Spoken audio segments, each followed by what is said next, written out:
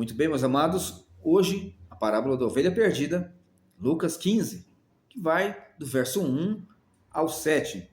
Vamos ler? No versículo 1 do verso 15, nós vemos que aproximavam-se de Jesus todos os publicanos e pecadores. Publicanos eram pessoas que trabalhavam para o Império Romano. Mateus, por exemplo, o evangelista e apóstolo, era um publicano anteriormente, porque trabalhava na coletoria de impostos para o Império Romano, para cobrar imposto do próprio povo judeu. Também, na classe dos pecadores, estavam todos os demais que estavam afastados por algum motivo da religião. Por exemplo, nós temos os pecadores, que eram pessoas que estavam enfermas por algum motivo. Por exemplo, a mulher com fluxo de sangue não podia se aproximar, pela lei, de ninguém, que ela ficaria, então, contaminando as pessoas religiosamente que estavam ao seu redor.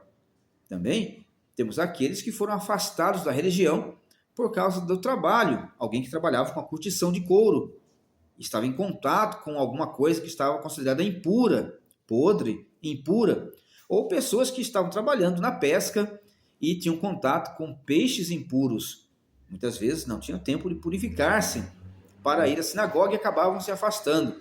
Então temos alguns casos, dentre outros casos, por exemplo, como o caso de meretrizes, caso de pessoas que estavam marginalizadas, ficavam órfãs e passavam a cometer delitos. Assim, Jesus está pregando para essas pessoas, ensinando as escrituras para elas, e os fariseus e os escribas. Os fariseus eram a classe mais rigorosa de religiosos da época de Jesus. Geralmente tomavam conta das sinagogas. Os escribas eram aqueles profissionais que copiavam a Bíblia. Era como se fosse alguém que tinha uma gráfica e copiavam a escritura. Eles sabiam ler e escrever muito bem e recebiam donativos para poder fazer cópia das escrituras, chamados de escribas. Ambos andavam juntos e tinham muito contato com a sinagoga. E esses dois grupos chegaram para criticar Jesus e murmurar, porque ele estava ensinando os publicanos e os pecadores. E então Jesus, conhecendo a murmuração deles, conta uma parábola que é uma das mais belas de toda a Escritura. E nós vamos definir essa parábola em três aspectos ou características do bom pastor. E no primeiro aspecto, nós encontramos lá no verso 4, que diz: qual dentre vós é o homem que, possuindo 100 ovelhas e perdendo uma delas, não deixa no deserto as 99 e vai em busca da que se perdeu até encontrá-la? E o primeiro aspecto é que o bom pastor vai em busca da ovelha perdida. Ele sai pelo deserto, enfrentando perigos em busca de uma única ovelha. Ele tem 100 ovelhas, deixa 99 no aprisco, lugares no deserto construídos com pedras para evitar que as ovelhas saíssem ou os animais atacassem livremente as ovelhas, onde as pessoas ficavam cuidando ao redor com fogueiras. Então ele deixa essas 99 e sai em busca daquela que se perdeu. Ele precisa dela, precisa encontrá-la. Ela é importante e ele vai em busca da ovelha perdida. Então nós vemos que ele percorre o deserto. O deserto não é um lugar hospitaleiro, é um lugar selvagem, é um lugar onde existem perigos, escorpiões, serpentes, leões, hienas, múltiplos perigos cercam tanto a ovelha que está perdida quanto o pastor. Alguém poderia dizer, mas a ovelha não pode voltar. As ovelhas são animais gregários e geralmente elas, quando se afastam de um grupo, não conseguem mais voltar. Ela não é um animal que preda alguma coisa a não ser o capim. Então, ela se deita no chão e espera pelo destino. No caso, algumas esperam até a morte. Então, esse pastor vai em busca da que se perdeu. Podemos então imaginar ele percorrendo montes e vales, cruzando rios, enfrentando perigos para buscar a sua ovelha. Aqueles que estavam escutando sabiam do que Jesus estava falando, porque lá em Israel, os reis eram considerados como pastores. Os líderes religiosos também eram considerados como pastores, e isso desde os tempos primórdios. Por exemplo, nós vemos lá no passado Davi dizendo: o Senhor é o meu pastor e nada me faltará, mostrando que ele considera-se uma ovelha de Deus, qual recebe cuidados, atenção e proteção. Pastos verdejantes, providência de Deus, leva para junto das águas de descanso. Deus provendo o que é necessário à vida. Deus provendo descanso para a mente, para a alma, para o coração. Refrigera minha alma. O pastor cuidando o tempo inteiro de sua ovelha amada. Também protegendo. Ele prepara uma mesa na presença dos adversários. Veja, o Senhor é considerado um bom pastor, aquele que ama e cuida da sua ovelha e a protege. Os reis e líderes são, por vezes, comparados a pastores, inclusive os maus reis. Em Ezequiel nós vemos que Deus promete que, por causa da falta de cuidado dos reis e dos líderes do povo, ele mesmo vai pastorear o seu povo. Ele vai cuidar, ele vai proteger, ele vai guiar para a verdade e para águas de descanso. Depois, nós vemos Micaías diante do rei Acabe dizendo que ele via Israel, isto é, Deus estava mostrando para o rei, através do profeta Micaías, que Israel estava como ovelhas que não tinham pastor e cada um fazia o que queria.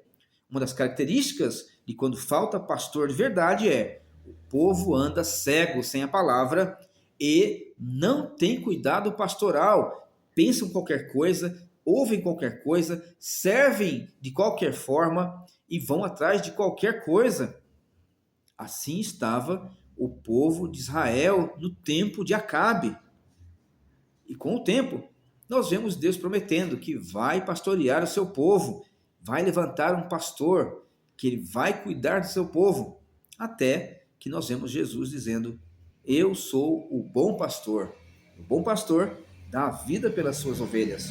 Então, na parábola, quando nós olhamos, nós encontramos Jesus dizendo que os 99 que estavam seguros não precisavam de tanto cuidado quanto aqueles que estavam em perigo de se perder. E é exatamente nesse ponto que entram o seu ensino aos pecadores. Ele está dizendo aos pecadores também que eles são ovelhas perdidas e precisam ser resgatados. Ele está dizendo aos escribas e os fariseus: eu estou fazendo o que vocês não fizeram. Eu estou ensinando quem vocês deviam ensinar. Eu estou buscando quem vocês deveriam buscar e não buscaram. Eu estou fazendo a obra de Deus. Eu sou o bom pastor que vem resgatar as ovelhas perdidas da casa de Israel. Em segundo lugar, nós vemos que o bom pastor se sacrifica pela ovelha. Ele vai em busca da que se perdeu até encontrar. Isto é exaustivo. E ele não para enquanto não a encontra. E encontrando-na, põe-na sobre os ombros. Isto requer sacrifício. Não dá para pastorear de dentro da sinagoga apenas. Não dá para pastorear de dentro do templo de Jerusalém apenas. Tudo isso é muito importante. Mas o trabalho de campo, o trabalho pastoral, da visita, do cuidado, do auxílio, é mais do que necessário para ir atrás daqueles que se perderam. Eles jamais teriam acesso aos pecadores e aos publicanos de dentro das sinagogas ou de dentro do templo, até porque essas pessoas estavam com vergonha de se aproximar do templo, não podiam se aproximar das pessoas muitas vezes por causa de problemas de saúde. Lepra, por exemplo, ou enfermidades tais como o fluxo de sangue da mulher que estava enferma, que não permitia que ela se aproximasse das pessoas. Depois, nós vemos que o bom pastor, ele não amarra uma corda e vem puxando a ovelha pelo pescoço. Ele não usa o seu cajado, que também tem uma curva para trazer para perto de si as ovelhas, mas ele a põe sobre os ombros. Está sobre os ombros do pastor a responsabilidade de trazer para perto do Senhor as ovelhas perdidas, os que estão distantes de Deus. Isso não pode ser negligenciado. É forçoso, é trabalhoso, é sacrifício, mas é o serviço correto de um pastor. Ele deve sacrificar-se pelas suas ovelhas. Nós vemos lá em Tessalonicenses, Paulo falando a respeito do trabalho laboroso dos Tessalonicenses. Um trabalho que envolvia esforço físico, não apenas orações, boas vontades de que elas voltem ou que as coisas fiquem como antes. Não, ele tem que gastar seu corpo, seu físico, em prol das ovelhas perdidas. E isto é o que Jesus estava fazendo, dioturnamente, ensinando, a ponto de muitas vezes não ter tempo para comer. Mas ele ensinava com dedicação e ia atrás nos vilarejos, ia nos desertos, atravessava tormentas em busca de uma ovelha que estava afastada.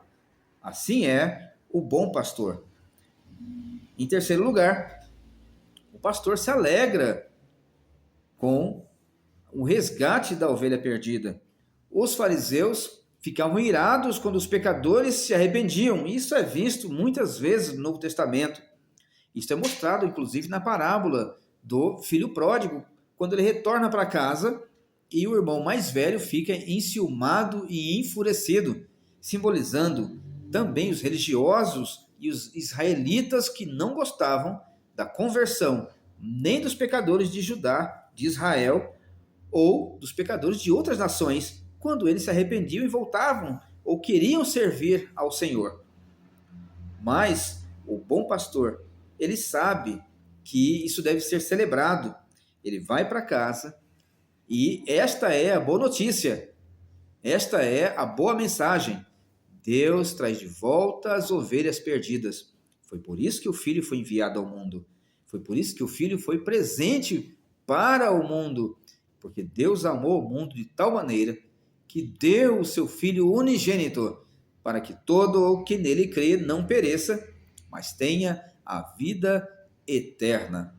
Mostrando que Deus ama dar tudo de si, o melhor que ele tem, de todas as formas e mundos possíveis de existir, a melhor forma de resgatar o pecador e fazer com que ele se alegre no reino e Deus se alegre com ele, é entregando o seu Filho para morrer por ele. E isso nós vemos quando Jesus vem ao mundo e morre na cruz, em lugar do pecador que estava perdido, trazendo-o para perto de Deus, trazendo para o aprisco de Deus. Então, ele reúne seus amigos e vizinhos, dizendo-lhes: alegrai-vos comigo. Olha, eu estou feliz e eu quero pôr essa alegria no coração de vocês também, porque eu encontrei algo que é muito valioso. O pecador tem valor para Deus, embora muitas pessoas usem os pecadores apenas como manobra para o seu lucro financeiro. Deus se alegra na conversão, no arrependimento do pecador. Não é da alegria de Deus a morte do perverso, mas ele quer que ele se arrependa e viva. É isso que diz a Escritura. Então, ele diz: já achei, porque já achei a minha ovelha perdida. É motivo de alegria. O trabalho foi concluído. A palavra não voltou vazia. A palavra de Deus nunca volta vazia. Então, ele explica: assim, desse modo, haverá maior júbilo no céu. Os anjos se alegram, Deus se alegra. Todo o mundo celestial entra em festa quando um único pecador se rende aos pés de Cristo, para a tristeza de muitos religiosos e fariseus da época de Jesus. Não se espante se também não for para a tristeza de muitos religiosos de hoje, que os pecadores se arrependam e voltem para os caminhos do Senhor. Porque muitas vezes há tristeza quando um pecador se arrepende. Digo-vos que haverá maior júbilo no céu por um pecador que se arrepende do que por 99 justos que não necessitam de arrependimento. Deus não se alegra com o justo? Claro que se alegra, mas aqui o contexto é pessoas que acham que podem ser salvos por sua própria justiça e não precisam daquilo que Deus lhes oferece. Assim eram os religiosos que enfrentavam Jesus. eles se achavam autossuficientes, se achavam autonecessários para a sua salvação através de suas boas obras. Jesus está desmoronando o castelo de areia deles como uma onda varrendo suas falsas esperanças. Ele está dizendo que os 99 justos de si mesmos, que se acham justos, não têm a alegria de Deus, não compartilham do favor de Deus, mas sim compartilham do favor de Deus aqueles que se arrependem, que se rendem aos pés de Cristo, reconhecendo o seu pecado e sabendo que precisam consertar seus caminhos diante de Deus através de Cristo. Jesus envergonha os escribas e fariseus. Jesus dá um alerta para os pecadores que estão o escutando. Vocês precisam se arrepender, porque eu vim para isso. E Jesus, para os dias de hoje, está mostrando para a igreja que não adianta só orar, não adianta só pregar pela televisão. É preciso ir em busca daqueles que estão perdidos nas praças, nas vilas, nas tribos, nos continentes, nos territórios hostis, pregando o evangelho de Jesus Cristo, puro e simples, para o arrependimento, para que haja mais ainda alegria nos céus, não só agora, como para todo sempre, tanto para o mundo celestial, quanto para os resgatados, as ovelhas perdidas que foram encontradas. Deus abençoe, meus amados, e até a próxima parábola. Eram 100 ovelhas juntas no aprisco.